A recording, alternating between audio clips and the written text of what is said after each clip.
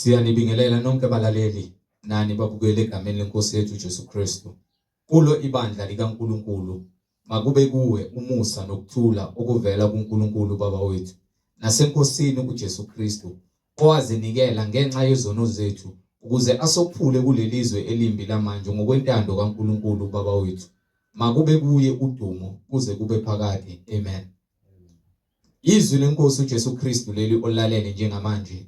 Izwi lenkosi uJesu Kristu lapho sishumayela khona, sifundise, siphinde sihlolisise imibhalo engcwele ngokwentando kaNkulunkulu kwindodana yakhe uJesu Kristu oyinkosi nomsindisi empilweni zethu.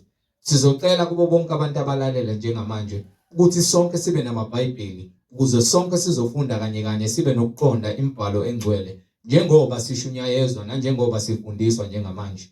Kulabo abalalele emva kokulalela abafuna ukubhabhadiswa egameni lika Jesu Kristu, nalabo abanemibuzo mayelana neBhayibheli, nalabo abanesambulo, uJesu Kristu oyinkosi nomsindisi esekunikezile isambulo ukuba usithule kuzo zonke izindlebe ezimisele ukuza eqinisweni nasebungcweleni ngobufakazi bakho, ukuba nixhumane nathi kule nomngwane esoyishiya njengamanje. Ngizoqala nge-email address ethi izwilenkosi.ujesukristu@gmail.com, izwilenkosi.ujesukristu@gmail.com, no my cell phone number, no my WhatsApp number la ungakwazi ukuxhumana khona nathi ethi 066 566 9245, 066 566 9245.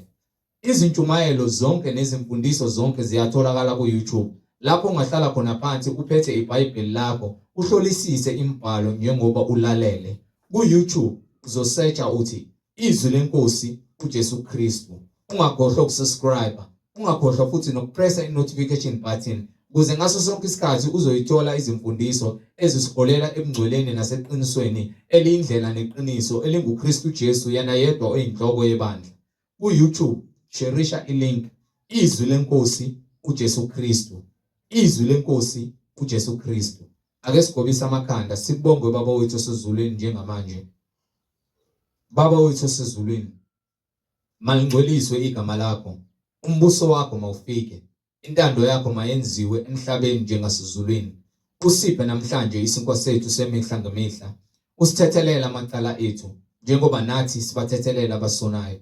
Ungasingenisi ekulingweni kodwa usindise kokubi, ngokuba umbuso ungowakho namandla nobukhosi uJesu Kristu uyinkosi nomsindisi. Amen.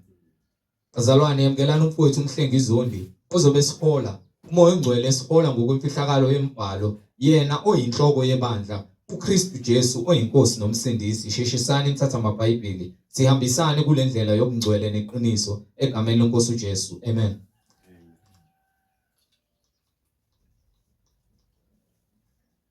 Siyabingelela bazalwane.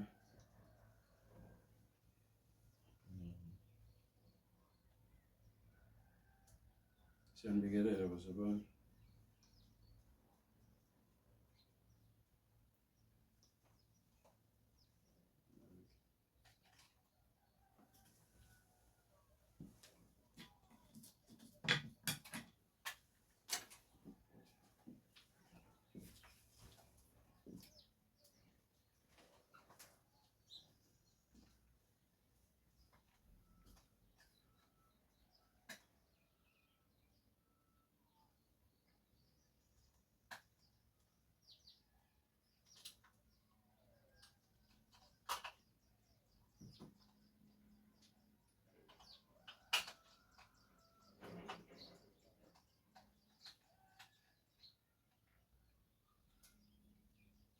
Siyabingelela bazalwane.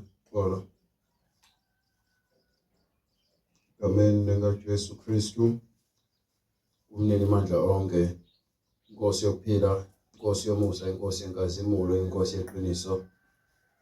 Silokhu sithule bona ubufakazi ngayo imibhalo ukuthi yinye inkosi, yinye inkolo, munye umbhaphatisi egameni likaJesu Kristu, onguye konke kumile ngamandla akhe, konke kungokwakhe. Omunye-ke ukuhlakanipha kwakhe mebuza ukuthi wenziwa yini ngoba uNkulunkulu kudala umhlaba, wakhuluma ngezwi lakhe konke kwenzeka. Kepha nangu umuntu usonile noma umuntu ugcwele ukonakala kwenziwa yini angene njengoba enza wasekuqaleni aphinde futhi akhuze lowo moya ungabisaba khona.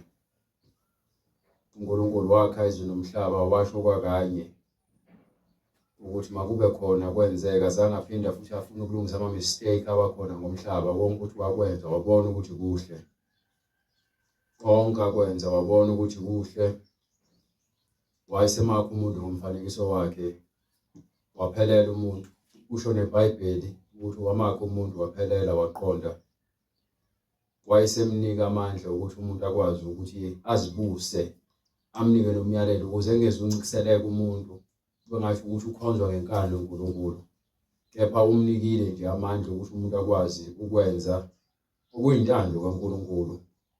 Wayesemtshela futhi imfihlakalo yokuthola ukuphila, ukuthi uma uzolandela izwi lami wenze konke ngikushilo uzoba nokuphila okuphakade. Ngakho-ke kwase kufika uSathane wakhohlisa umuntu. Umuntu wayesengena ekwazini ukwahlukanisa phakathi okubi nokuhle ngenxa yokuthi walalela umoya omubi. Ngakho-ke umuntu akasakwazi ukuthola lokhu akuphilo wayekuthenjisiwe ngoba uNkulunkulu akaqalekisanga abantu, izilwane, waqalekisa umuntu ngesenzo sakhe. Izilwane zona ziphila impilo yobulwane ukuba zakhiwe ukuba zibe yizilwane, kepha umuntu wamakha ngomfanekiso wakhe ukuba amkhazimulise enze izwi. Thina siyakwazi ukukhuluma, siyakwazi ukwakha, siyakwazi sakhe izinto eziningi ngezandla zethu, ngemiqondo yethu siyacabanga.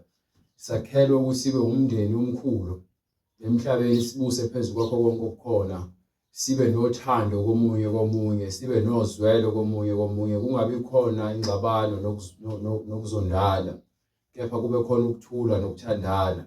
Kepha uSathane wakufaka lokhu komoya wempakamo nomoya wenzondo nokuxabana nokuhleba. So sesinawo lowo moya kaSathane mningi kakhulu kuthina kunomoya kaNkulunkulu okuyena osithanda ngaphezu kwaSathane. uSathane ufuna ukusilimaza, asibulale, singasakwazi ukuphilela uNkulunkulu osidalileyo. Ingakho lo moya lo kaSathane ubusa lemhlabeni. Ingakho ngiphendula lento le ngoba ngisho ukubona bonke abantu abazibuza umbuzo ofanayo. Yayizona ngisho wakha izulu nomhlaba, wakha umuntu, wakha izinkanyezi. Lithi iBhayibheli wabona ukuthi kuhle. Umuntu wamakha ngomfanekiso wakhe, wayesembeka engadini, wathi ungadla kusona zonke izithelo kepha lesi ungasithinti ngoba mzukwane wadla sona. You understand? Kumele ungangeni kuloya mnyango ngoba mzukwane wangena kuloya mnyango uyakufa nokufa. Wena ucabanga ukuthi-ke ngeke uze futhi uhleli la e-dining room kuthiwe ufike izwi kuwena lithi hayi ngeke. Ngabe ngempela ngafa mengena kuloya mnyango. Lezwi lokho lihleba lithi ngeke uze ufe, kepha kube sokwazi ukwahlukanisa ukuthi khonani lapha yana. Yini ekudala ukuthi ngingangeni. Mzukwane wawuvula lo mnyango wabona izinto engafanele ukuzibone. So ufile ngokuba usophula umyalelo. Awubulawanga ukuthi ungene eminyango, ubulawa ukuthi uphula umyalelo. Umuntu ubulawa ukuphula umyalelo. Umyalelo kaNkulunkulu umile uthi ungakwenzi okubi, ungaphuli into akuyalele yona. So ukuhamba ngendlela ephambene nomyalelo kaNkulunkulu, angikhathali ukuthi ngabe noma yini oyenzayo empilweni yakho, uma ephambene nomyalelo nentando kaNkulunkulu ufile khona uhamba. So uNkulunkulu akakwazanga ukuthi aphinde afake umoya omunye kumuntu ngaloso sikhathi ngokuba umuntu usazi izinto ebekumele angazazi. Usekwazi ukubona ukuthi unqunu, kade ehamba phambi kaNkulunkulu engaboni ukuthi unqunu ngoba ubehamba ngokungazi, ubehamba ngokukholwa. Ingakho lithi iBhayibheli athile sesikholwa sahambi ngokubona, sihamba ngani ngokukholwa ngokuba sesivaliwe amehlo ngomyalelo kaNkulunkulu wokuthi ungaphingi, ungayintshontshi, ungaqamba manga, ungabe ufakazi wamanga, ungabulali,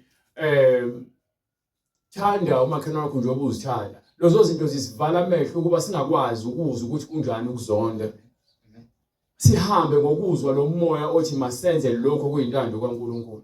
Kepha masowazi lezi zinto engizibalayo kakhulu kwenza ukuthi wena ungawuzwa umyalelo kaNkulunkulu ngokuba amehlo akho avalekile eqinisweni, avuleka esonweni. So wena uyalazi iqiniso ngokuba uyalizwa, kepha ukwazi ukulenza ngenxa yesono osusenze kakhulu waze wagcina wangasakwazi ukuthi ukwazi ukwenza lokhu okulungile okuwumyalelo kaNkulunkulu. So ukuze uNkulunkulu alungiseke umuntu ngendlela elungile, waqale wamnika umthetho ukuba lo mthetho awugcine abambisele ukulunga okufunwa uNkulunkulu ngokuhamba ngomthetho. Manje kade kumyalelo sekuwumthetho osubekiwe ukuthi emthethweni nazi izinto ekumele nizenze ukuze nigcine umthetho wami, kusho uNkulunkulu. Umuntu wamhlula umthetho. Yabona uNkulunkulu kusho sonke lesikhathi uzama ukulungisa ngezwi lakhe. Unika umthetho ngezwi ukuthi ugcine. Uzama ukulungisa leyanto efile kumuntu ngezwi. Yabona ukuthi usenawo amandla okulungisa. Ubani onenkani? You understand?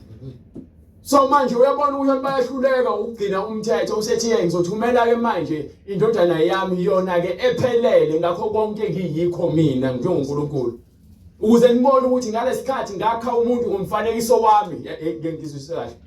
Ngakha umuntu ngalesikhathi ngakha umuntu ngomfanekiso wami, ngangimakhele ukuthi abe ngcwele. Ngizophinde ngenze lesibonelo futhi. Ngizokwakha umuntu ke manje, hayi enhlabathini. Ngizomthatha esibelethweni somuntu wesifazane engakazalala nendoda eyintombi nto. Ukuze lo muntu lo ngibone ukuthi ngisenawo amandla ngezwi lami. Ngizothumela ingelosi zami zifike zizobika umbiko ukuthi kuzozalwa indodana. Nizoyiqamba igama lithi. Bese ifikile indodana, yakhiwe ubani? Yakhiwe uNkulunkulu ngamandla akhe. Kusho ukuthi usenawo amandla okwenza noma ngabe yini ayithandayo. Bese yakhile lo ndodana useyayikhulisa yena ngokuhlakanipha nangokungcwele. Bese emva kwaloko ayifaka umoya wakhe seyindala ngesikhathi esibekiwe. Angene kuyona yena uqobo lwakhe usezophila nathi ke manje lemhlabeni ke manje. Yena uqobo lwakhe. Ngalomzimba awakhe phakathi kwethu ukuze akhombise ukuthi yena usenawo amandla. Lento esihlulayo yena ngakwazi ukuyenza ngendodana yakhe. So manje uthumela indodana yakhe, ungena kuyona, uphila kuyona, ugcwalisa ukulunga konke umuntu obekumele akugcwalise kusukela kuAdam uze kufike kuMoses.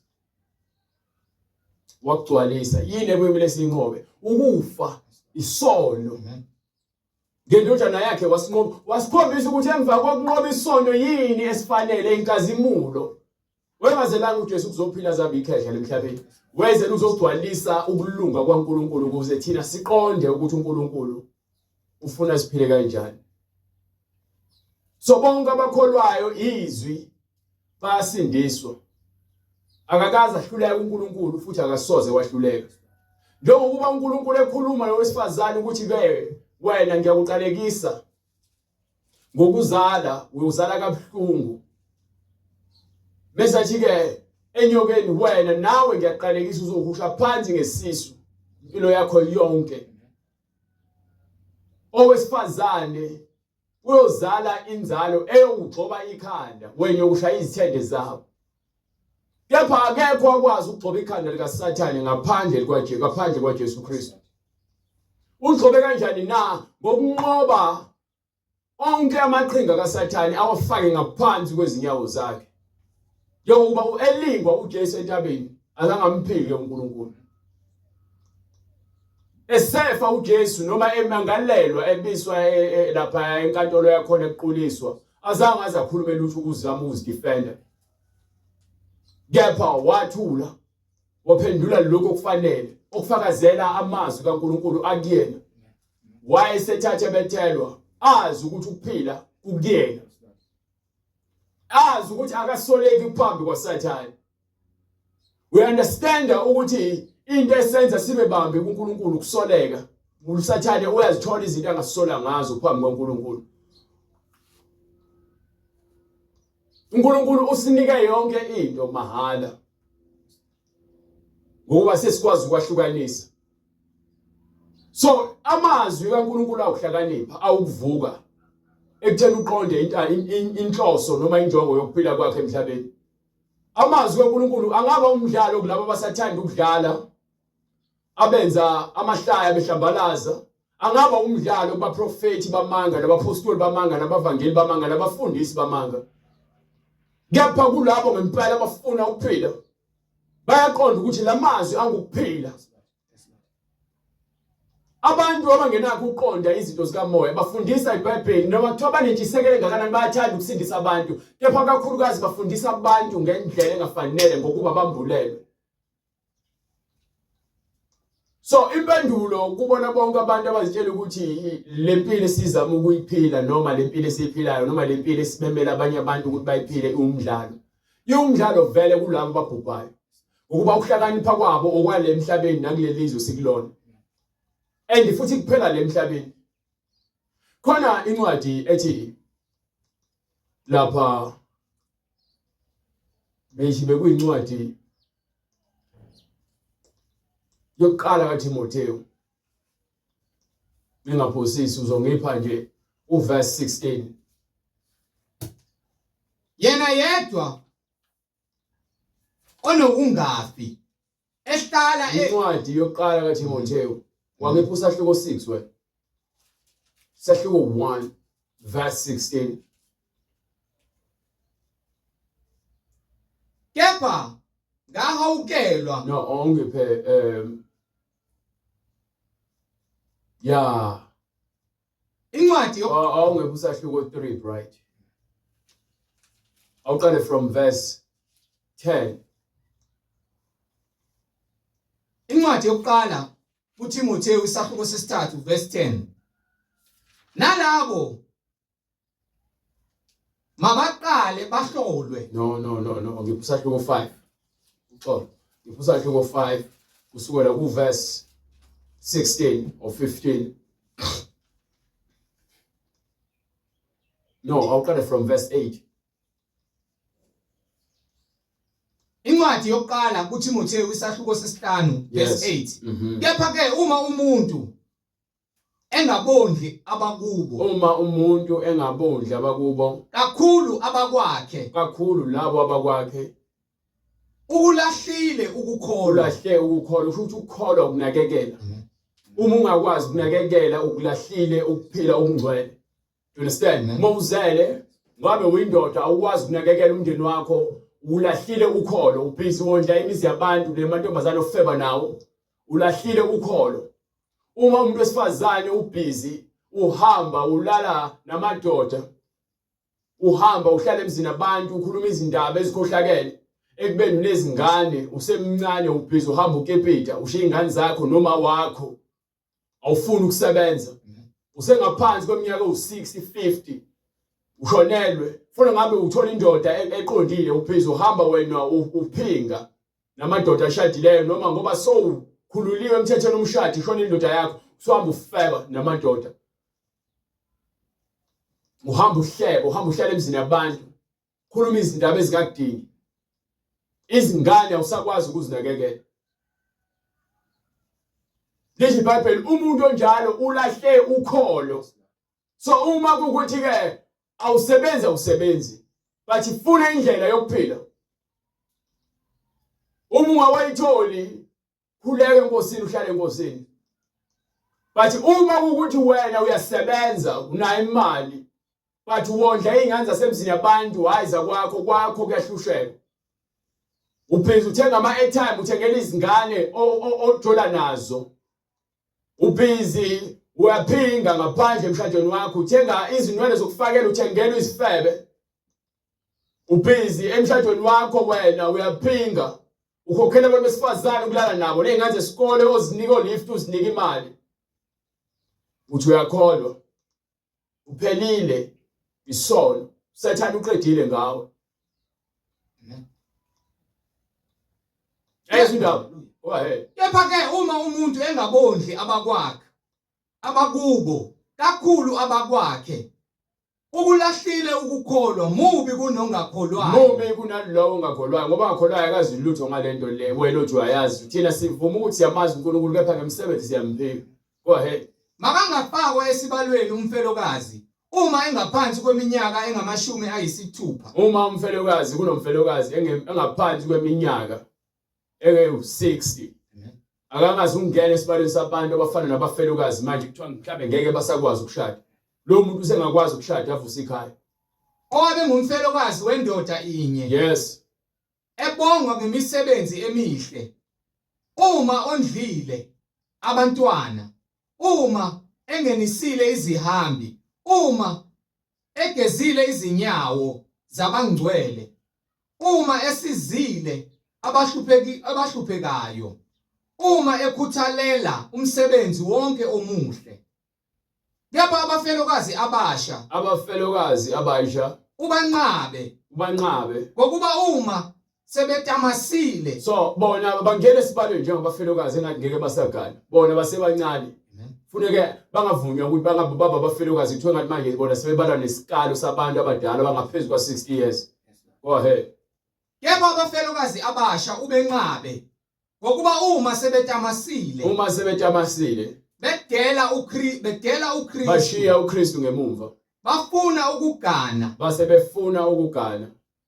banokulahlwa ngokuba bechithile ukukholwa kwabo. Okokuqala bahambe betamasa. Ukutamasa ukuthi bahambe benze izinto ezingafanele umngcwele. Emva kwaloko sebefuna manje ukugana. Bese kuthina emva kwaloko sebeshiye uKristu. Ngoba yini sebehamba indlela engalungile. Banokulahlwa ngokuba bachithile ukukholwa kwabo kokuqala. Bashiye ukholo lwabo olubalekile. Futhi ke bafuna nokuvilapha. Bagcwele ubuvila. Futhi bafunda nokuvilapha. Bagcwele ubuvila. Bezula izindlu ngezindlu. Bahambe bengena izindlu zomakhelwane. Bengavilaphi kuphela. Abagcini kuphela ngokuvila. Bavilapha ukusebenza. Bavilapha ubomama abaqotho. Kepha khona abakhuthele kuyona. Bengavilaphi kuphela kepha behleba. Babona abantu abangafuni ukukholwa ngokweqiniso. Bambe ngena imizi yabantu, bambe bekhuluma indaba. Kushuthi bamavila ngemzimba nangesenzo. Kepha imilomo yabo ikhuthele ukukhuluma izinto ezingafanele, bekhuluma ngabanye abantu, bekhuluma ngamalungu ebandla, bekhuluma ngezinto ezingabadingi. Umuntu onomoya wokuhleba once wakhuluma ngami ukuthi umbonile. Yabona lonto uthi umbonile. Wakhuluma waqhubeka ukuthi ubenzani. Nalo waphendula wathi kuthi ngiyamazi uyazitshela. Kepha sokwesimoya isiphetho sakhe. Ngoba yikho into azitshela yona. So uqalile uyahleba umlomo wakho sowufake into wrong enhlizweni yakho. Besigaxa ngokungekwabo. Bezigaxa ngokungekwabo. Bekhuluma okungafanele. Yes. Ngakho ke ngithanda ukuba abafelokazi abasha bagane. Go ahead. Bazale abantwana. Go ahead. Baphathe indlu yabo. Bangasiniki isitha ithuba lokuthuka. All right. So kusukela uma ukuthi una 25 or 20, 25 kuyaphezulu kuyofika ku 40, 45. Usengakwazi ukugana. Umuntu ona 45 usengakwazi ukuthi agana azale ngokungaphansi kwa 60 years. So lo muntu lo usengakwazi ukuthi athole umkhwenyana ahlale emzini wakhe. Lo 15 years or 20 years asengawuphela kuze kuyofika u65 years, 70 years uNkulunkulu iminyaka kupha yona. So uma kusukela let's say 24 uma ukuthi uyashada namhlanje next month indoda yakhe yashona, usengakwazi ukuthi uthole enye indoda ushade wakho umuzi. You understand? Akusakhulunywa ukuthi manje sekuukuthi hayi eKaDlamini kumele kungene umuntu waKaDlamini angene avusa umuzi kamfo bayisiyasebenza lonto ngoba manje abantu abasakwazi ukwenza lozo zinto. So liBhayibheli lithi ebungcweleni angakwenza lokho ukuthi athathe omunye umkhwenyana ebungcweleni. You understand? Incwadi yaseKorinte sahluko 7 iyakufakazela lokho. Sahluko 7 yebo. Iyakufakazela lokho ngithi lapha ku verse 35 something. Bathi ke angikho lapho ngila ekutheni ke umuntu besamncane usengakwazi ukushada umuntu wesifazane kakhulukazi. Go ahead. Incwadi yokuqala uTimotheo isahluko sesi5 verse 15. Yes. Ngokuba nakalokhu abanye sebecezukele kuSathane. Abanye sebephumele kuSathane. Uma wesifazane okholwayo enabafelokazi makabasize ibandla lingasindwa. Makabasize kunekhoma ngithi. Bese kuthiwa ke ukuze ibandla lingezukusindwa. Oh hey, go ahead. Makabasize ibandla lingasindwa ukuze lisize abafelokazi boqobo. Ukuze kusizwe kale abafelokazi boqobo kusho ukuthi ekhulunywa ngabantu abadala abangeke besakwazi ukugana. Go ahead brother. amalunga aphathe kahle akuthiwe afanele amalunga aziphethe kahle noma aphatha kahle ibandla afanele ukutuswa ngokuphindiweyo ikakhulu lawo akhuthalele izwi nokufundisa labo abakhuthalele izwi nokufundiswa ngokuba umbhalo uthi ungayifaki isifonyo inkabi ebhulayo. Okay, lokho kusho ukuthi ke bonke abantu abahola ibandla noma basebenza ezwini likaNkuluNkulu kuloko kusuke kunikela noma leyo mekuthi ibandla likhulu nabo ufanele banikwe ngokuba basebenza lo umsebenzi wabo lo.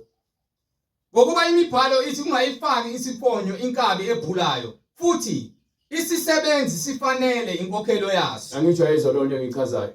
Okay. Before ngiqhubeke onginike uverse 6 no verse 7 futhi ngoba khona le eqile bengifuna futhi. Kepha loyo ozinikele ekutamaseni ufile esekhona. Okay, yona into bengifuna kakhulu leyo. Lowo ozinikele ekutamaseni ufile esekhona. Lowo ozinikele ekutamaseni ufile esekhona. So umuntu mephila impilo yobungcwele ufanele ukubambelele ebungcweleni. Awunakutamasa, awunakuphila impilo ngoba uthi wena usadla ubusha bakho. Ukuba ufana nani nento efile injani ikhona.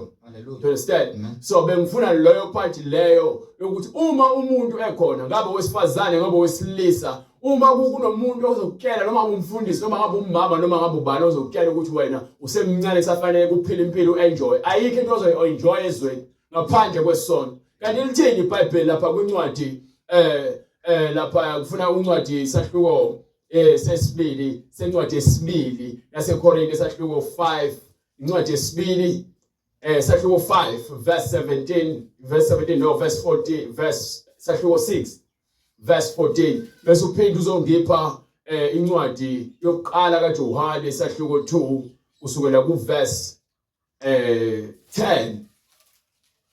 Lezo zincwadi zombili sikhuluma ngokuthi abantu abangaunderstand indaba yobungcwele abafuna ukuzifanisa nabantu bezwe basindisiwe bazimoshela isikhathi ukuba asikho isikhathi esisinikiwe ebungcweleni lapho kuthiwa khona ke singatamasa noma ke singaphila ngokungcebeleka ngoba sithi sisebancane. Uma kukhona umfundisi noma wakhe ekhuluma lonto leyo lowo uyisebenzi nenceku kaSathane. Abantu abazi uNkulunkulu bayazi ukuthi indlela kumele baphile ngayo ile ndlela uNkulunkulu ayabelile njengoba iBhayibheli ngizophinde ngikufakazele futhi ngalo iBhayibheli lapho kwincwadi yase-Efesu sahluko 6 kusukela ku verse 1 uzongifundela nakhona ile yakho ngifuna siqinise khona kakhulu kapha manje awufunde le ncwadi le ngifunayo yesibili yaseKorinte sahluko 6 verse 14. Maningaboshelwa ejokeni linye nabangakholwayo. Maningaboshelwa ejokeni linye nabangakholwayo. So umuntu noma kuthi usemncane iBhayibheli lithi kwencwadi yeZaga khulisa umntwana ngendlela ekufanele abe yiyo ngithi. So umntwana ngeke umkhulisele ukuthi endleleni uzomtshela ukuthi antwana manje usungangcebeleka udla ubusha bakho uvunywe isikhathi uzophinda ubuye. Ezweni basho njalo. Abantu bafike bakhule ngaphansi komngcwele ekhambeni kwesikhathi yaphuma ahamba yohlala eklabhini ahlale emjoleni ahlale egwayi ahlale kuma drugs ahlale kufebeni zithi bese zimgqilazile lezi zinto lezi adedlala abafana noma uyedlala amantombazane bese zimgqilazile lezi zinto esekhathele esephethe nokufa ukuthi isikhathi emzimbeni wakhe adelazi iqiniso ahamba athi esontweni seyofuna unkosikazi alright. Usuke ingane yabantu ebiphila iziphethe kahle impilo yayo yonke uzoyifaka ukufa. Ngoba yena uqale ngokuthi aphile angcebeleke azithole ajabule ebusheni bakhe enza izinto ezikhohlakala. Ayikho incwadi efakazela lokho ungiphi incwadi yase-Efesu. Lithi maningaboshelwa ejokeni linye labangaboshayo. Akushiwanga ukuthi ebusheni bakho ngoba ithi incwadi lapha kuTimotheyu futhi balekela inkanuko yobusha.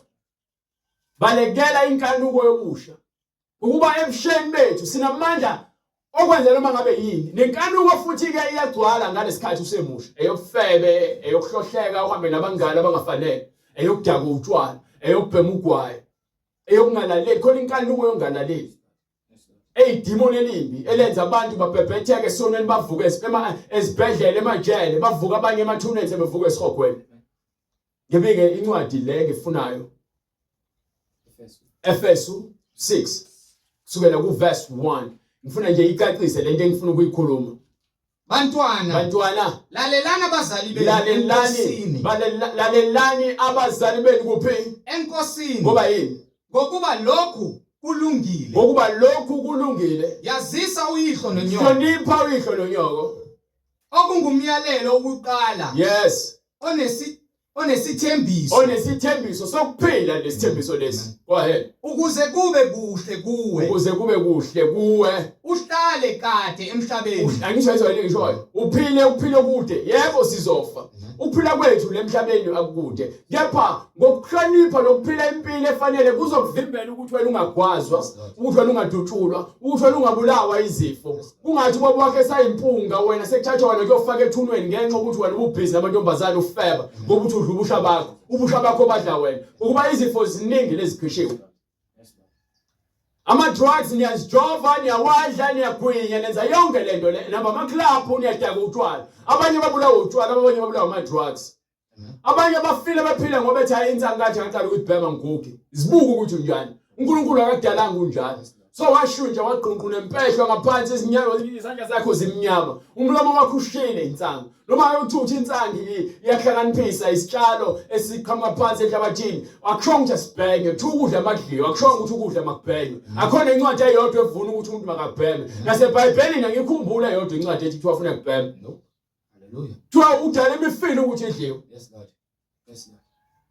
Yadliwa imifino. Noma uthi ke iyadleka na insango ngeke kuvikiphe umuntu uyayidla waphela kuthiwa imifino. But akusho ukuthi ngithi abantu abadla insango mina.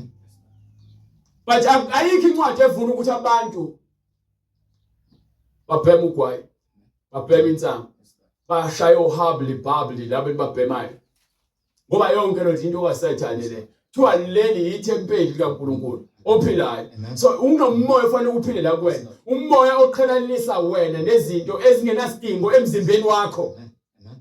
Ubufebe abunasidingo emzimbeni wakho. Umuntu kuthiwa makanamathele kumfazi wobusha bakhe kusho incwadi yaMshumayeli. So twazithokozise ngomfazi wobusha bakho, umfazi wobusha bakho, hayi intombi. Hayi ishende, umfazi. Umfazi wakho umkakho lowo. Angikhulumi ngonkosikazi, akekho umuntu anginawo unkosikazi. Unkosikazi umfazi wenkosi. Mekukhona inkosi, khona inkosi kazi, bese kuba khona indlovu, kube khona indlovukazi. Mina kuthiwa umfazi noma umngane. Mina ngumyeni. You understand? Umehluko lo. Okay, kubeka ke la brother Bright. Nani boyise. Ningabathukuthelisi abantwana benu. Awunaki ukuvela ukuqhuza izingane nje ulokuzihlukumeza ngoba naku uthi ubaba ufuna ingane ikhule bethafa. Ayikho lonto leyo. Ingane ikhuliswa ngamazwi okuhlakanipha. Uyifaka amazwi okulunga, ukhuluma izinto ezihlakaniphile kuyona. Kodwa nibondle ngokuyala. Ubondle kanjani? Ngokuyala. Ayizolene ngishoyo. Nangokuqondisa kwenkosi. Kusho ukuthi ufundisa umntwana izindlela zokuhlakanipha. Akekho umntwana ongafunda indlela zokuhlakanipha ngokuthi njalo mekuthi ke awukorophile ngani la uthatha uswazi umfaka uswazi. Awungashile ngani izithu uyashaya. Hlala phansi nomuntu umtshela ukuthi izinto ziyawashwa. Umtshela sonke isizathu sokuthi enze loyo nto leyo. Ukuze kwayena mebonja enze ashawo nembeza. Uqala ngaphambi ashawo wena. Manje nje iBhayibheli ungamabela umntwana uswazi. Umshaya ngoba senginesizathu esifanele. Abantu kwesinye isikhathi ngoba nami ngakhula kanjalo emzini yabantu uma ukhula ungazalwa khona unako ukuxhaphazeka vele ushawela yonke into engenamsebenzi. Kuthiwa bani ezukuthi awuyena wakhona yonke into enziswa wena. Izingane zakhona zenziswa lutho azithethiswa. Abazali abanjalo bakhohlakele bengaqondi ukuthi lengane abasuke behlukumeza basuke beyiqeqesha ngokuba isikhathi esiningi iyakhula ibe ngcono kunalezi ngane ezisuke zispoilo zihleli kosofa zenza noma ngabe yini. Wena bekuthiwa kuyaphakwa wathi uyakuthatha ukudla waqalaza ukudla okuthandayo kuthiwa wena uyakhetha ukudla wena ushawele lokho. Mena wabizwa wangezwa kuthiwa uzwa wena uyashawa kuthiwa usabeli wena. Yaphi ingane yakho iyasho ukuthi ayifuni ingashiwo lutho. Ngoba yini? Bafuna ukuthi wena bakusebenzise kanzima bakufukuzise ngoba lelo demon lokuyela lokukhetha ubuso olukhona. Kepha engazi ukuthi uyaqeqesha ngelinye ilanga uthi uyafika esibhedlela afike lengane eyihlukumeza izomlapha. Ashawa amahloni. Ngithathe izitshela yena ukuthi yena ungqongqo umfica ukugula. Okubhlungu ukugula lokho. Lengane sekumele imnakekele. Ngomusa kaNkulunkulu ngokuba lengane efundele iqeqeshiwe ukuthi ikwazi ukunakekela izinto iyofika imsize. uNkulunkulu uyamkhombisa manje ukuthi ke akukho ngakwenza uphumelele ngakho lemhlabeni okukukhohlakala. Uyokugobisa ngendlela eziningi uNkulunkulu ngaphambi kokufika esihogweni. Understand? Ungazibona namhlanje uphakeme. Usemandleni ukuthi ungenza noma ngabe yini. Ulala ingenza abantu emsebenzini. Uyazilala ngoba naku wena uthi uyimanager. Uyazikhohlisa. Uxoshisa abantu emsebenzini ngoba wena usupervisor noma uyinto eyiyona. Uyazikhohlisa yonke lento yesikhashana. Ungangahlelwa isehlo lemhlabeni singaphinde sikwenze ukuthi uhlangana nalowo muntu noma nesipho ufe uhambe uyobhekana lamacala aduwenze lemhlabeni unikwe isikhundla sokuthi usize abantu wena wenze njani unikwe isandla namandla ukuthi wena ukhulisa ingane yomuntu wena wakhetha indlela ephambene nokulunga hlukumeza izingane obaba abadako utshwala mebuye ekhaya kumsindo ingane azilabi ngisho endlini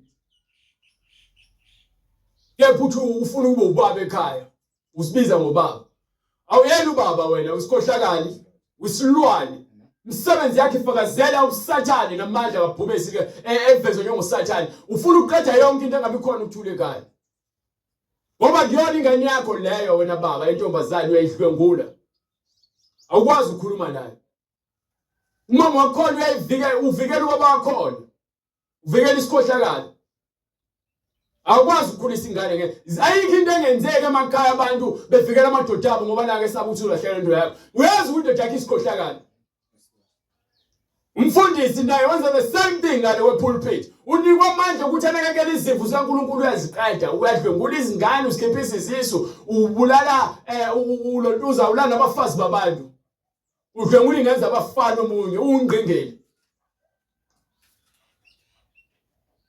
esikhundleni sokuthi enze umsebenzi ngeqiniso yena ubona ithuba lokuthi afide inkanuko yakhe iBhayibheli lithini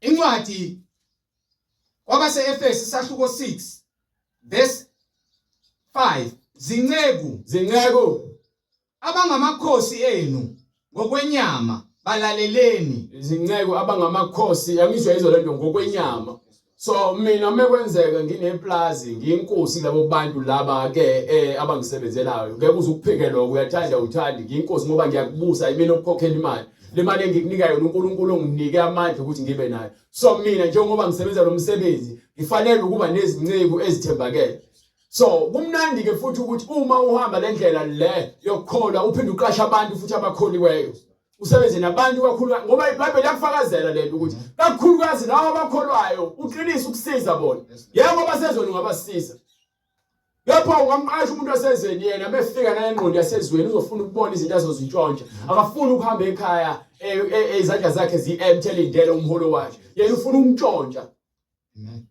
antontshela ukuyodayisa leyo nto lezo siza yena kusasa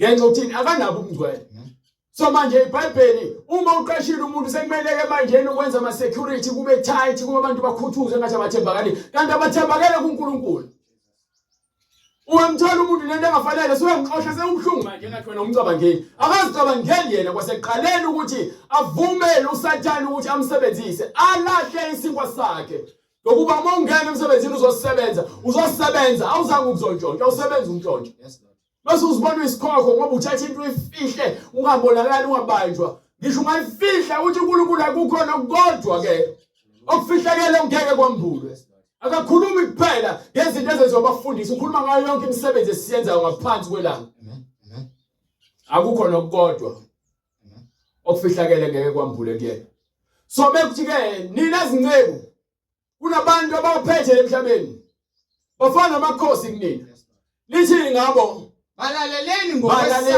ngokwesaba nokuthuthumela ngobuqotho benhliziyo ngani ngobuqotho benhliziyo yenu ubuqotho benhliziyo kuqala ukuze inhliziyo ibe qotho kufanele inhliziyo isaba uNkulunkulu so mesiqotho ngokwesaba uNkulunkulu ngaso sonke isikhathi awusabi ibhosa yakho noma lowo omsebenzelayo inkosi yakho usaba uNkulunkulu ozothi mawona kuyena ozokwahlulela ngaphezulu kwalomuntu lo kungathi kuKristu ngoba usuke usebenza usaba uKristu so ungaxoshwa lemsebenzini ungazange uzophenduka esonweni sakho leso sono sikulindile ngaphambili ngokuba yini awuzange uvume wena ukuthi wonile wena ubuloku uphika wena ningalindile isono sakho ngikhuluma nangabantu abasemajele ungakhulula uboshwe ejele uhambe ukhulula ukuthi ukhululekile ungaphuma uhambe emhlabeni ngoba inhliziyo yakho lelaqala ulivumanga awuzange uphenduke uzisono sophinde uyoqhubeka nesono ngoba manje sebethiwa yini bagcobhozile Y26 Y28 Y27 uyoqhubeka nemsebenzi yobumnyama kusho ukuthi wena uphilela ubala wena uphilela isono awunamsebenzi emphakathini kunalokho uzodala nje ingqubevane nobuhlungu enhliziyweni zabazali ngikhuluma nje abafana bangangathi babhizi babhema iwunga bese babhema iwunga izalikwazi ziyohola imali yepension mama bothuthe izalikwazi masuthi uzibiza ngomjidi uzibize ngephantsula uyiphantsula lamanyala wena unamsebenzi walutho usikhohlakala nje sigcwele ukungcola songaze uzibone ukuthi uhlakaniphile ukleva ngenxa ukuthi uthuthela umuntu omdala uzibekela isono nento ukuthela kaNkuluNkulu fanele ngabe usizo wena sawuphenduke manje isiqalekiso besikhubekise empilweni yomuntu omdala sikhohlakala njini usikhohlakala ningathengi amehlo njengabathokozisa abantu hayi into engasoze ngayenza mina ukuthenga amehlo abantu mina ungafika empilweni yami ungibone njani ngingedwa bathi mengimlanga ngiyakuzama ukuthi ngizenze muhle phakathi kwabantu ukuze ke nizongithanda fanele ngithande iqiniso oqala ngaphambi kokuthi uthande mina uthanda umakhelwa njengoba uzithanda wena uzothanda uNkulunkulu ngenhliziyo yakho yonke nangengqondo yakho yonke nangamandla ngaphambi kokuthanda mina ngoba wamazi uNkulunkulu ngeke ungithande mina ngibona njengento eyisiqefe isiqefe kabi kulabo abangafuni ukuzwa laba abathanda bafundisi babo ngaphezulu kwami ngisiqefe kabi mina bese ngikhumela kanje kodwa njengezinceku zikaKristu njengezinceku intando kaNkuluNkulu ngenhliziyo yayizolo nto leyo senza intando kabani awenza intando yomlo okubusayo wenza intando kabani kaNkuluNkulu kusho ukuthi wena uyathembeka emsebenzini yakho yonke awenzeni into ukugcwalisa inkani kwenhliziyo yakho nikhonze ngothando kungathi kusenkosini kungengokubantu kungenjengoba suke senzela abantu nazi ukuthi konke okuhle nalo akwenzayo yilawo nalo akwenzayo uza kukwamukela okunjalo enkosini kuphi ke enkosini kunesikhathi esibekiweyo uhamba lapha Bright kunencwadi sengizovala yamaRoma sahluko 6 sahluko 16 kusukela kuverse 1 ngifuna nje ungihambele nayo sizwe ukuthi umoya ingcwele uthini mayelana nanokuthi mesiphila singabantu njoba ngikhuluma lezi zinto ngikhuluma indlela yokuphilisana emphakathini wabantu abangcwele noma ngabe usuyaphuma emphakathini wabantu abangcwele usiyabantu basezweni ukuhamba kwakho makungashintshi mawungazami ukuzenza abantu basezweni ngoba uphakathi kwabo umpostoli Paul methi mengafika kwabase bezizwe ngafana nabo akasho ukuthi wona wafike waphila kanye nabo kepha bafundisa izindlela ezilungile azange azitshele uma ngifika esigebengwini uma ngithi ngafika ngafana nazo angisho ukuthi ngafike mina ngabe isigebengu ngaba i26 noma ngabe uguluva noma ngabe ngabhema iwungu ukuze ngibonakale ukuthi ke senginxe no ngifike ngaphila nabo bangibona ukuthi ngubani ngakwazi ukukhuluma nabo so communicate ngendlela ukuthi bengikhuluma nabo kuvuleka ingqondo azibone seshiya lento yenzayo embulalayo ngenxa ukuthi mina ngifikile wangangibona ukuthi awumzalwane lo noma nebona mina fihla ugwayi noma ibunga yakhe no lezi zinto ezenze kepha uma sengikhuluma naye ngifuna ukuqonda abone ukuthi lento engenzayo ngempela inamsebenzi ngibulalela impilo yami so ngiyayishiya uyishiya ngonembezo omsulwa akafuni ukukhumbula lutho ngayo kunokuthi umuntu azofihlela ugwayi kepha ke sikibe ubhema lo muntu ugwayi azange uyeke ngoba yini usaba wena uyamsabisa ngawe mina ngifuna usabe mina ngifuna usaba isono usaba uNkulunkulu okuyena okuhlukanisa lesono ubone isidingo sokuthi lento engenzayo ayilungile nhlobo ngitshela uNkulunkulu ukuthi akwenze uyinyanye leyo nto eyisidina neyisinengiso phambi kwakhe ngabe uyahleba tshela uNkulunkulu akuchisa lo moya ngabe uyaphinga tshela uNkulunkulu akukhiphe umbulali tshela uNkulunkulu akukhiphe uyisifebe tshela uNkulunkulu akukhiphe ukhomba imali tshela uNkulunkulu akukhiphe umdlenguli uNkulunkulu angakhipha usejele phakathi uNkulunkulu angakhipha esonweni uthi uphuma lapha ejele babona impilo yakhe ishintsha angizange ngibe umfundisi ngoba naku ngifuna ukuba isicebe ngoba ngibona opportunity yemali bathi lo ngqondo ungakobi ukuqonda izinto zobungcwele yayikhona ukuthi mase ngumfundisi ngaba nemali kepha sengiqala sengenza nomsebenzi besiphumile leyo nsipho. Ukuba vele mawungalazi izwi kaNkulunkulu uyazi impilo yokungcwele usabona abantu benza ubheka imotive njengabo labafundisi baphesheya abafundisayo ngesingisi bebekhuluma nabo bakutshela indaba yengcebo. So uyabona ukuthi ngizoma lami mina ngitshela ukuthi ngizokhuluma abantu ukuthi uNkulunkulu uzobanika imali. Ngingenayo imali mina engakaze anginike. Ngizokwenza bona ukuthi bashaya amaphakethe abo banike mina imali ngoba ngizosebenzisa ubuchule nobugebengu nesisoka ukuze bona bangene amaphakethe nabo banike mina imali ngicebe mina. Angibone ngihamba ngemoto ebizayo bese ngithi mina uNkulunkulu kanti mina ngisebenzisa izwi kaNkulunkulu ngisetshenziswa uSathane ukuze ngikhuthuze abantu. uSathane ungenza isigcina sesono egameni lokuthi mina ngicebile ngizibona ngathi uNkulunkulu ungibusisile naye indaba. Ungathi mone imali nomsebenza kahle bese uthi umusa kaNkulunkulu phezulu kwakho bese uzitshela ukuthi uzongena ezulwini. Bekubona ukuthi wena uthi uNkulunkulu unginike imoto ngisebenza kahle. uNkulunkulu uyangithanda pho yini engathi ngekhalela. Lalela ungaba nemoto ube negcebo uhole kakhulu kepha esihogweni. Amen. Ukuba inhliziyo yakho igcwele ububi, igcwele ukungcola, igcwele ungalaleli. Izwi kaNkulunkulu afuna ulizwa awulizwa. Wena ujabuliswa ukuthi wena unengcebo nayo yonke into edingayo. Kepha umphefumulo wakho ufile. Abantu abaningi bajabuliswa ukuthi ngoba nayo kuthiwa ngizoba nemali, nginemali uNkulunkulu is on my side. I'm favored by uNkulunkulu. Ngithandiwe uNkulunkulu ngoba nayo nginomuzo omkhulu. But uyazi lo muzi lona ukuthi wena wagwaza emsebenzini, wantshontsha imali emsebenzini, wenza ukhoshokho, yonke into onayo ungathi uNkulunkulu kepha kusiyena. Kepha mawutshela abantu ukuthi uNkulunkulu wenzela umusa. Basuke bengasekho abantu bese ufike. Ngisho bangangcwaba ngebhokisi elibizayo, bakufaka isudu ebizayo, bakufaka isivatho, bakugqibe bathi ke uhambe kahle. Uyesihogweni lo yakhona. You understand? Akukho. Nangelilodwa ilanga. So angifundiseni mina ukuthi abantu bajabulele mina. Angifundiseni ukuthi ngicabe mina. Mengifuna ukucaba kufanele ngisebenze njengoba bonke abantu. Nami kufanele ngenze indlela yokuthi ngihwebe. Ngibe nendlela yokwenza imali. Hayi ukuthi ngicebe ukuthi mhlawumbe ngifuna ukuba isigwili. Mengifuna ukuba nemali. But uyaliza iBhayibheli lithi abaningi befuna ukuceba bangena ezilingeni. So kufanele ngibheke futhi ukuthi indlela mina engifuna ukuba nayo ngemali yini engifuna ukuba nayo. Ngifuna ukuba nezinto ezikanje. Angicela uNkulunkulu angenzele umusa ukuze mengithinta loyo nto ngithinte ngesandla sakhe. Ngingayithinti ngenhliziyo yomntshontsha yobukhoshosho yamanga nokugwaza. Ngingayikhiphi intshontsho ukuze ngithole ithenda. Ngingayikhiphi intshontsho ukuze ngithole ama-fundings. Angihambe ngihambise iproposal babone ukuthi kunobuhlakanipha nomqondo obungcwele la kulento engiyenzayo izosiza abantu futhi usizo kakhulu. Bese ngithole lonto bese ngenze njengokuba khona iplan ukuba ngenza umsebenzi kaNkulunkulu. Konke engikwenzayo ngikhazimulisa abantu uNkulunkulu. Banike Incwadi kwabaseRoma isahluko 10 verse Incwadi kwabaseRoma isahluko 16 verse 1. Yes. Ngiyamncoma kini uFibi udadewethu. Isikhonzi sebandla laseKenikreya. Yes, isikhonzi sebandla laseKenikreya. Yes. Ukuze nimamukele enkosini. Njengokufanele abangcwele.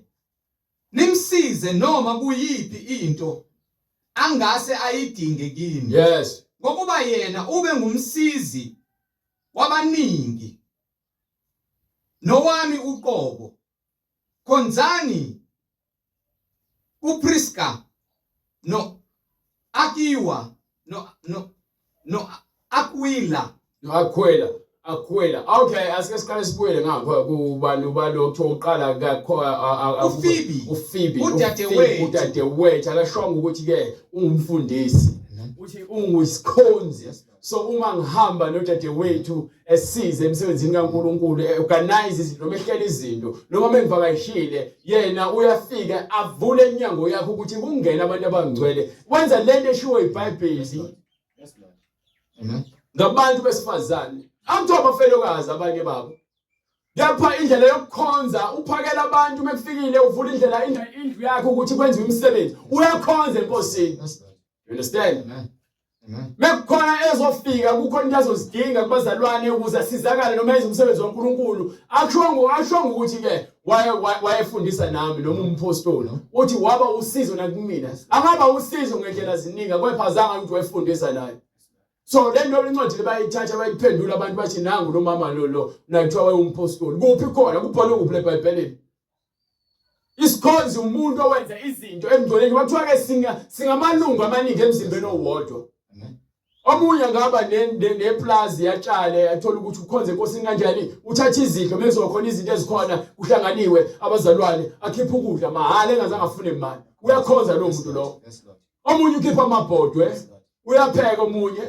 You understand? Omunye unezingubo ukhipha blanket omunye uneziphonje ukhipha iziphonje. Labo bantu bayakhonza. You understand? Amen. Omunye unendawo enkulu abantu bafike bapaka ngezimoto. Umuntu ukhipha usiza ngalokho anakho. Bathi ke ngoba yini sekujala indaba okushumela uJesu njalo. Hayi ngitho sengifuna yonke into engingafika ngayo eBhayibhelini. Why ngoba nakho uqonda ingakho ngithi abantu abaningi bafuna ufundisa ngalezi zinto bebengenakho uqonda. Begcina sengathi manje khona umuntu omeleni nawe ngathi unomona ufuna ukufundisa yena yedwa. Into bengekho eBhayibhelini ngeke ngize ngivume. Phela incwadi sinikele wona ukuthi sabe ngayo. Yonke into la isibonela ukuthi sigade ukuthi singaphuma endleleni.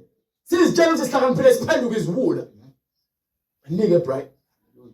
Ukuze nimamukele enkosini njengokufanele abangcwele. Yes. Nimsize noma kuyiphi into angase ayidinge kini. Yes. Ngokuba yena ube ngumsizi wabaningi nowami uqobo. Yes. Khonzani uPrisca noAquila izisebenzi ezikanye nami kuKristu Jesu. Abadela ukuphila kwabo ngenxa yokuphila kwami. Yes.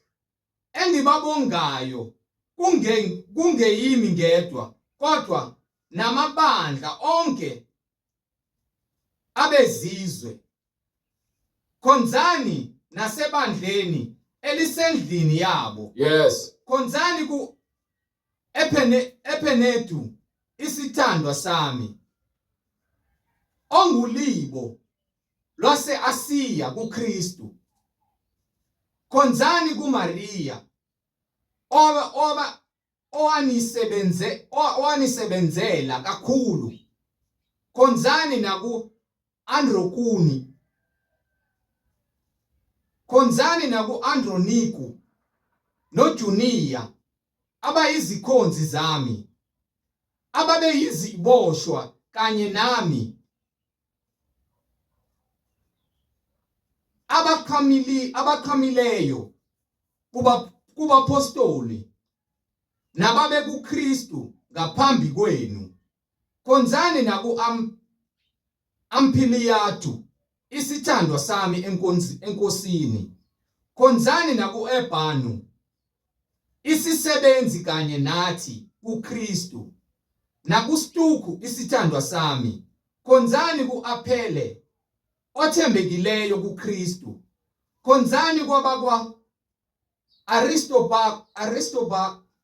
Aristobulu. Khonzani kuHerodioni isihlobo sami. Khonzani bakwaba Nakisu abasenkosini. Khonzani koTrifina. Khonzani koTrifina nokuTrifosa abakhandleka enkosini. Khonzani kuPesisi othandekayo owakhandleka kakhulu enkosini. Khonzani kuRufu okhethiweyo enkosini nakunina ongumame. Okay. So ngale ncwadi leke wangiveza lezi zinto azishoyo abathandiweyo izithandwa zakhe enkosini. Yonke lo nto abantu abasebenze naye enkosini. Akekho noyedwa athi ke athi ngishumela noma athi ngishuma naye ivangeli. Umsebenzi yenkosi besikhuluma ngemisebenzi yenkosi iziningi izinto ezenziwayo emngcweleni. So we understand ukuthi khona abantu asebegijimela izikhundla lokwenza izinto abangazange bamenyele ukuthi bazenze ngenxa ukuthi bavika ngale ncwadi le. Nanokuthi khona abantu asebekhohlakele. Usegcwalisa inkanuko ngokuthi abiza abantu ngezithandwa zakhe kanti fana into yokuthiwa umwangu umuntu ngokhisi noma ngokuqabuza okungcwele. abantu sebeqabuza abantu ngendlela ukuthi uyabona ukuthi lento seyamsana nenkanuko sebamba amantombazane uyawahaga wampintsha ufuna ukwezwa akasawuhagi ukuthi nje abambe uyabona ngisho abafowethu kwakuyiwonto ekhona ukuthi uma umuntu mbingelelana kunokuqabuzana kobungcwele ngoba sekuthiwa manje uqabuze kwakuthiwa ubuwanga kobungcwele so hayi manje awusathembi ngoba phela khona nezitabane awusakwazi nokuhamba ubambele umfana omncane mabambele umfana omncane ngesandla awusaqondi yabona manje lo mqondo wokutabane sokhona nanokuthi nje abantu sebegcwalisa inkanuko ngeke uthathe umfazi wakho unyaka endodeni lokumqabuze ngoba amadoda leminyaka kuvela seyizona ngisho Hallelujah. yayibona ngisho Hallelujah. so lezi zinto ngiyaziveza ukuthi zikhona okwembhalo but ngenxa yokukhohlakala okukhona emabandleni manje yabona ukuthi abantu akesathenjwe lutho so nezinto ezenziwayo ngeke ngithi mina ingenzeki lento kepha angikwazi ukuthi ke ngizoloke ngibuka nje abantu ngibone ukuthi bakhohlakala ngizokukhuza phela lo mafuna ukuthi hey madoda umuntu ongaloke ebamba abafazi babantu njalo Yes, Lord. Yes, Lord. ngalo futhi uhlezi uqabuza osisi njalo wena ngoba lenkanuko ivuka kanjalo kwakuyizinto zokungcwele but ukumesaba uNkulunkulu akusekho emabandleni sekunzima ukuthi ubekezelele izinto ezinjengalezi ngoba yini vele umesaba uNkulunkulu akusekho so isizathu sokuthi ngifune lencwadi le ngivule ngifuna uniqondise ukuthi nina abantu niyathanda ukuthi nifake into engekho ngenkani emandleni ingafakazelwa eBhayibhelini yabo umuntu ungamthanda enkosini ayikho inkinga ngokubiza umuntu ngoba ungcwele ungambiza ngesithandwa sakho but ke sekukhona nenkanuko kwabanye noma iyavuka inkanuko kwabanye so ingakho esike sithi izithandwa zenkosi bangcwele sinithande enkosini ukuze qhamuka yakuthanda ngenhliziyo yami yonke umuntu uyayenza into enjalo kumuntu ngenkosini Amen. kubeka price cha unkosi wenzile Hallelujah. hamba price Khonzani ku Trifina no Trifosa. yes Abakhandleka enkosini. yes Khonzani naku Pesisi othandekayo. yes Owakhandleka kakhulu enkosini. go ahead Khonzani kuRufu okhethiweyo enkosini nakunina ongumame. Khonzani ku Askiritu noFelegu noHeme noPhafatoba noHema abazalwane abanabo. Khonzani kuFelologu yes noJulia noReneu odade wabo naku Olimfa nakwabangcwele bonke abanabo. yes Bingelelanani ngokwanga yayizwa ke lonto okungcwele. bingelalani ngokwanga futhi bingelalani ngakho uqabuzana okungcwele awungasekho ke manje ukuba umngcwele abusaphilwa njengento esizwa sithatha kuKristu ngezwi lakhe sisaba isono umngcwele sekuyigama lenkonzo zamatiye inkonzo eziqanjwayo kuyajolwa kulozo zinkonzo lezo izimvuselelo nalemhlanganyelo ababanazo bevakashelana kuyajolwa kugcwele imfebo nokuphinga abakhosikazi ashiye amadoda abo ahamba ayophinga nabafundisi ngenxa lamagama okuthiwa ngiyohlanganyela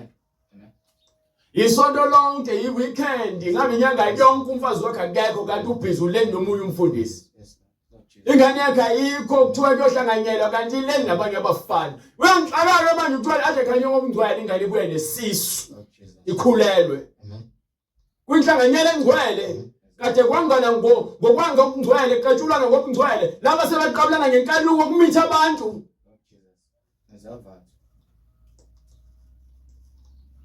benzo lonto leyo yabona umesaba uNkulunkulu ukwazi kahle ukuthi mengenza lento le ngiyona usaba wena kubani usaba uNkulunkulu banina nisaba abafundisi manje kuzoba yini umfundisi wakho naye isiphinge eyisifebe eyisidakwa emqambi manga mase ngoba lokho nebandla lonke ke lilandela lowo muntu leyo ngemonto abanga kuzophuma lapho kuzophuma inhlekelele esibhicongo Jesus ngenxa yokuthi lamavesi lawa nyawudidisa umfundisi lokuqabuza abafazi babantu kanti sebeqabuza ngenkano sethi nje kufuneke kusale kubeka izandla umbeka izandla ngempela ngoba unkosikazi uphuma nesisu ubaba azithethe ingane yakhe uyabona ingane hayi ngeke akuyona yami lengane nkosikazi awukhulume abasakwazi ukukhuluma phela umithela umfundisi ngoba bebekani izandla bathatha le ncwadi lebayiphambanisa bayenza incwadi yokukhohlakala. Yazi ukuthi mangisho ukuthatha ihagi umuntu osindisiwe ngathi ungavela uthathe isandla sakhe uchawule ume lapha yakuthi usingeze usoleka. Amen. Ukuba into esayigcwele emabandleni sekugcwele ukubola. Ezo lonto leyo. Siyashumayela yebo amabhlue, ama-cleats, ama-makeup, but ngaphakathi ebandleni ke manje. Lokukhohlakala longalazi iBhayibheli, lokuphambanisa imibhalo ngenxa ukugcwalisa inkaniko zenu. Manike sesivala. Bingelelanani ngokwanga okungcwele. Yes. Ayakhonza kini onke amabandla kaKristu. Kwahela amabandla kaKristu yayizo lonto leyo. So amabandla afuna ngabe bekuthi la eHammersdale kunebandla likaNkulunkulu. Ibandla bonke abantu abakholwa kuNkulunkulu bonke beza la. Akwazi ukuthi ufike uyibandla likaNkulunkulu la kube ibandla likaNkulunkulu ngale ukudlulisa inhliziyo u3 noma uhambe nje 5 minutes. Sekunamabandla awu6. Uyafika ngaphakathi nobani uyazitomulela lokho ekuthandayo eBhayibhelini angakufuni uyakushiya. Babhizi bagabe ngama-uniform namagama amabandla. Sikhuluma ngamabandla kaNkulunkulu. Yabona mina kutshela akulona ibandla lami ngishumela iqiniso kuphela mina. Hallelujah. Uma kukhona omunye umfundisi ethi ke ungathandi ukuba nobudlelwane nathi sonke soba munye sesiyibandla linye. Ngokuba yini sivumelane ngembhalo asivumelani ngama-uniform asivumelani ngamagama amabandla. Uma uneqiniso abantu abaningi bafike abantu bebona ukuthi neqiniso bese alithatha iqiniso bese agijima futhi ovula ibandla lakhe. Ngoba yini ujahe yena ukuthi yonke into ibe ngaphansi kwakhe abe ungazi ukuthi manje uyinhloko yalonto leyo.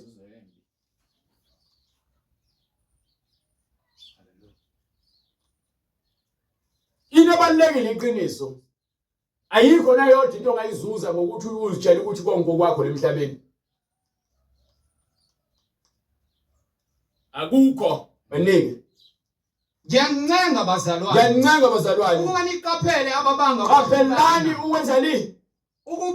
Niqaphele ababanga ukwahlukana nokukhubekisa. Ababanga ukwahlukana njengakubona nepolitiki nje emabandleni. Ngoba nobani uzifunela okwakhe. Bephambene nesifundiso enasifundiswa. Bephambene abantu abasafuna ukuzwa ukuthi utheni, bafuna ukuzwa ukuthi uzengani. Mobothi uze ngokuthi wena ukhuluma ibandla, ukhuluma iqiniso neBhayibheli abakufuni. Wena ukhuluma ukuthi fanele sibe munye abakufuni.